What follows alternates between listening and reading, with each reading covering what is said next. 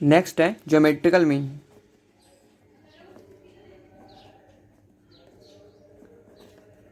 किसी भी differential equation का ज्योमेट्रिकल मीन क्या है, जब हम उसको ग्राफ में प्लॉट करते हैं तो वो कैसी दिखाई देती है हमें। देखते हैं अपन उसको एक छोटे से एग्जांपल के थ्रू मैं आपको समझाने की कोशिश करता हूँ। D Y by D X equal to Y by X, ठीक है। अब इसको मैं इधर लेके आता हूँ, one by Y D Y by D X, right. इसको इधर लेके जाते हैं, ठीक है, one by D Y by D X. इसको इधर लेके आते हैं, यहाँ बच गया 0, ठीक है। अब मैं दोनों साइड इंटीग्रेशन कर देता हूँ, one by D Y by D x, sorry यहाँ पे वो d y, right, d y, इसका भी सॉरी इधर नहीं, इधर डी एक्स इक्वल टू 0 का इंटीग्रेशन, राइट। इसका हो जाएगा log of Y minus log X equal to C, ठीक है। अब सी एक आर्बिटरी कांस्टेंट है, मैं इसको log सी भी लिख सकता हूँ क्योंकि सी भी एक कांस्टेंट है, log सी भी एक कांस्टेंट है। ये मैं अपने अकॉर्डिंग कर सकता हूँ। इसको यहाँ पे मैं log वाई बाई एक्स लिख सकता हूँ क्योंकि इसकी log की प्रॉपर्टी होती है log m minus log n equal to log m by n. आपको पता हो या नहीं वो आप देख लेना, क्योंकि आपको बेसिक लॉगरिथम इतना तो आना ही चाहिए जिसको अपन क्वेश्चन सॉल्व कर सकें, ठीक है। log c, अब मैं यहाँ पे ई बेस ले लेता हूँ, क्या आएगा y by X equal to C, क्योंकि log ई ये वैल्यू होती है 1, याद रखना, ठीक है। यहाँ से क्या है y by X equal to C, Y equal to X C, जो कि एक फैमिली ऑफ कर्व को डिनोट करता है, ठीक है।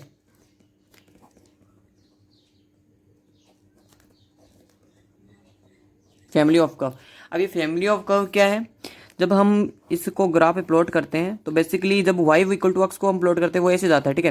अब बताओ c जो यहाँ पे कांस्टेंट वैल्यू है वो कुछ भी हो सकती है। जब c की वैल्यू, जैसे मैं मान लेता हूँ c की वैल्यू 2 है, ठीक है, क्या ऐसे गया y इक्वल टू 2x आ गया, ठीक है।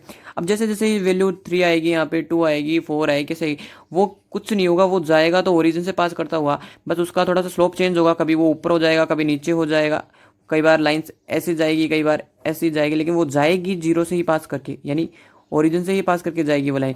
तो इसको अपन इस टाइप के जो कर्व बनता है उसको अपन एक फैमिली ऑफ कर्व के नाम से जानते हैं, जो कि एक स्पेशल कुछ कॉमन चीज़ों को फॉलो करते हैं, उनको अपन फैमिली ऑफ कर्व्स के नाम से जानते हैं, ठीक है। अपन अब फैमिली ऑफ कर्व को अपन देख चुके हैं। अब अपन ने इतनी सारी चीज़ें पढ़ चुके हैं डिफरेंशियल इक्वेशन के अंदर कि ये है क्या चीज़, इसके अंदर ऑर्डर पढ़ लिया, डिग्री पढ़ ली, लेकिन ये बनती कैसे है फैमिली ऑफ डिफरेंशियल इक्वेशन, क्योंकि डायरेक्ट तो ये आती नहीं है, ये एक नॉर्मल इक्वेशन से ही बनती है। वो भी अपन देखते हैं कि डिफरेंशियल इक्वेशन कैसे बनती है। देखो, फॉर्मेशन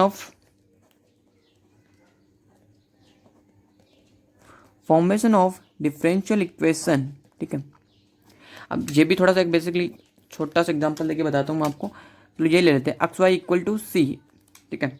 अब मैं बोथ साइड डिफरेंशिएशन कर दूँ, कैसे करते हैं डिफरेंशिएशन, पहले एक्स को बाहर निकाला, वाई का किया divide by D x, plus y बाहर निकाला, एक्स का 1 हो गया, ठीक है, और कांस्टेंट का डिफरेंशिएशन 0, ठीक है। तो ये मेरे पास क्या आ गई, ये मेरे पास एक डिफरेंशियल इक्वेशन आ गई, किसकी, इस नॉर्मल इक्वेशन की। ये एक नॉर्मल इक्वेशन है, इसकी डिफरेंशियल इक्वेशन है मेरे पास ये है। अगर मेरे को यहाँ से ये वापस निकालना हो तो मैं इसका इसका इंटीग्रेशन कर दूंगा, क्योंकि इंटीग्रेशन एक रिवर्स प्रोसेस होती है डिफरेंशिएशन की। तो मैं यहाँ से ये फिर रीगेन कर सकता हूँ, राइट। अब मेरे को एक बात यहाँ से और समझानी थी कि जब हम एक डिफरेंशियल इक्वेशन जब हम निकालते हैं, एक नॉर्मल इक्वेशन जब हम डिफरेंशियल इक्वेशन निकालते हैं, तो वो उसमें मैक्सिमम जितना ऑर्डर अपन रख सकते हैं वो उतना हमें रखना पड़ेगा, राइट। और जहाँ वहाँ पे कांस्टेंट की वैल्यू नहीं आनी चाहिए, ठीक है, डजेंट एग्जिस्ट, वहाँ पे कांस्टेंट की वैल्यू नहीं आनी चाहिए। अब ऐसा क्यों, कांस्टेंट की वैल्यू क्यों नहीं आनी चाहिए, क्योंकि जब अपन डिफरेंशियल इक्वेशन का अपना नाम ही रख दिया है, तो वहाँ पे जब हम किसी नॉर्मल इक्वेशन का डिफरेंशिएशन करेंगे तो कांस्टेंट का डिफरेंशिएशन 0 हो जाता है, इसका मतलब वहाँ पे कांस्टेंट नहीं आता है, ठीक है। अब कई बार ऐसी जगह आएगी जहाँ पे कांस्टेंट हट ही नहीं रहा होगा, ऐसा पड़ा होगा, तो अपन वहाँ से नॉर्मल इक्वेशन से कांस्टेंट की वैल्यू उठाएंगे और वहाँ पे पुट करेंगे। अपन को मतलब डिफरेंशियल इक्वेशन को लेने के लिए वहाँ पे अपन को कोई भी कांस्टेंट नहीं आना चाहिए, ठीक है। अब एक छोटी सी एग्जाम्पल के थ्रू और बताऊंगा थोड़ा सा, बट उससे पहले थोड़ा सा कुछ अपन आगे देख लेते हैं, सम बेसिक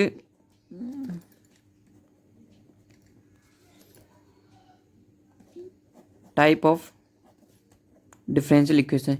ये एक नॉर्मल टाइप डिफरेंशियल इक्वेशन है जिसके कुछ क्वेश्चंस हैं जहाँ पे अपन नॉर्मल अपने को डिफरेंशियल इक्वेशन बनानी पड़ेंगी। जैसे अभी मैंने फॉर्मेशन सिखाया है डिफरेंशियल इक्वेशन का, कैसे डिफरेंशियल इक्वेशन फॉर्म होती है, ठीक है। बट उससे पहले अपन को थोड़ा बहुत ज्योमेट्री के बारे में पता होना चाहिए, like circle, like ellipse, like hyperbola and like straight line, ठीक है। अगर इनका अपन को बेसिक नॉलेज होगा तो अपन आगे की सारी प्रोसेस आराम से कर पाएंगे। जैसे एक एग्जांपल लेके बताता हूँ मैं, ठीक है, कि एक क्वेश्चन आता है, form A differential equation of family of curve touching x axis at origin, right. अब देखो यहाँ पे मुझे पहले एक नॉर्मल इक्वेशन निकालनी होगी और उसके बाद में उसका डिफरेंशिएशन करके वहाँ पे मैं डिफरेंशियल इक्वेशन को गेन करूँगा, राइट। देखते हैं फिर। इसका पहले मैं एक ग्राफ बनाने की कोशिश करता हूँ, कैसे हो रहा है ग्राफ, ठीक है। क्या बोल रहा है क्वेश्चन के अंदर कि मेरे को एक डिफरेंशियल इक्वेशन बनानी है, family of curve touching the x axis, ठीक है। Sorry, form A differential equation of family of A curve of circles, ठीक है। मेरे को सर्कल्स की फैमिली बनानी है, जो कि देखो यहाँ पे कुछ ना कुछ हिंट दिया होगा। देखो एक्स एक्सिस पे ओरिजिन पे कट, सॉरी ओरिजिन को टच करे, देखो ओरिजिन है 0,0, अपन को इसको टच करवाते हुए एक एक्स एक्सिस के ऊपर क्या बनाना है, सर्कल बनाना है। देखो गोल तो बनानी है, बाकी इतना ही बनेगा मेरे से, ठीक है, बनाना, ठीक है, बना दिया मैंने। एक बार क्वेश्चन फिर से पढ़ लेते हैं, form A differential equation of family of curve of circles touching x axis at origin, ठीक है। मतलब ओरिजिन पे टच कर रही है, ठीक है, सर्कल बना दिया है। अब ये फैमिली कैसे हुई, फैमिली यार इस टाइप से होगी क्योंकि ओनली मेरे को कंडीशन क्या क्या फॉलो करनी है, तो भाई ओरिजिन को टच करना चाहिए और एक्सेस पे होना चाहिए, ठीक है। अब ये भी बताओ सर्कल है, इस कंडीशन को फॉलो कर, अब एक ये भी सर्कल है, तो अपन इस टाइप को फैमिली नाम दे देते हैं कि ये फैमिली ऑफ सर्कल है, राइट। अब इसकी अब यहाँ पे देखते हैं, यहाँ से यहाँ तक क्या हो गया, ये रेडियस है, ठीक है। अब रेडियस को मैं आर नाम दे देता हूँ, ठीक है। अब देखो यहाँ से ये एक्सेस पे कुछ चला नहीं है, इसका मतलब इसका एक्स कोऑर्डिनेट तो हुआ 0 और वाई कोऑर्डिनेट हो गया इसका आर, राइट। अब देखते हैं सर्कल की इक्वेशन, देखते हैं अपन सर्कल की इक्वेशन क्या होती है। सर्कल की इक्वेशन, इस एक सर्कल के लिए सर्कल की इक्वेशन कैसे बनेगी, एक्स माइनस 0 का whole square plus Y minus R का whole square equal to R square, ठीक है। अब बेसिकली ये आई कहाँ से, देखो आई ऐसे है कि यहाँ पे अपन को एक पॉइंट लेना पड़ता है इसके लिए, एक्स कोमा वाई एक वेरिएबल है। देखो वेरिएबल तो है, देखो बार बार में चेंज हो रहा है, अभी यहाँ पे था, अभी इतनी देर में यहाँ पे होगा। देखो ये क्या है कि ये वेरिएबल नहीं है, ये फिक्स पॉइंट है, ठीक है, कि इससे तो पास करना ही होगा इसको, है ना। और वेरिएबल क्या है इसमें, और वेरिएबल कुछ नहीं है, ये भी फिक्स पॉइंट है, सर्कल का ओरिजिन एक फिक्स पॉइंट है, ठीक है। तो यहाँ से यहाँ के डिस्टेंस वाला फॉर्मूला लगा लेते हैं अपन, X minus Y square Y minus R square, ठीक है। और इसकी रेडियस कितनी है आर, यहाँ से यहाँ की डिस्टेंस कितनी है आर, ठीक है। इसका रूट आता है, फिर रूट को अगर मैं हटाऊंगा तो यहाँ पे आर स्क्वायर आ जाएगा, ठीक है। ज़्यादा इन डेप्थ नहीं बता रहा, वो आपको थोड़ा बहुत आता होगा, ठीक है। इसको अब मैं खोल लेता हूँ, x square plus y square minus 2RY equal to 0। Solve कर लेना नॉर्मल, ये आर से आर कैंसिल हो जाएगा यहाँ पे, ठीक है। अब ये मेरे पास नॉर्मल इक्वेशन आ गया। अब मैं यहाँ पे इसका मैं कर देता हूँ डिफ्रेंसिएशन, ठीक है। एक्स का डिफ्रेंसिएशन करूँगा 2x प्लस 2y, अब मैंने ओनली y का किया है, सॉरी 2y का किया, अब y का, ठीक है। एंड 2RY का, 2R ये कांस्टेंट है, ये बाहर आ जाएगा, dy/dx इक्वल टू 0, ठीक है। अब मैं क्या करता हूँ, dy/dx यहाँ से निकाल लेता हूँ, dy/dx इक्वल टू मैं थोड़ा सा डायरेक्ट कर रहा हूँ, आप नॉर्मली सॉल्व कर लेना है इसको, थोड़ी सी कैलकुलेशन है बस, ज़्यादा कुछ नहीं है। x/r माइनस वाई, अब मैंने पहले ही बताया है कि मेरे को डिफरेंशियल इक्वेशन के अंदर एक ऐसी इक्वेशन चाहिए जहाँ पर मैक्सिमम ऑर्डर आना चाहिए और कांस्टेंट नहीं आना चाहिए। कांस्टेंट क्यों नहीं आना चाहिए? क्योंकि जब हम डिफरेंशियल इक्वेशन बनाते हैं तो नॉर्मल इक्वेशन के अंदर कांस्टेंट को जब हम डिफ्रेंशिएट करेंगे तो उसकी वैल्यू अपने आप जीरो हो जाती है।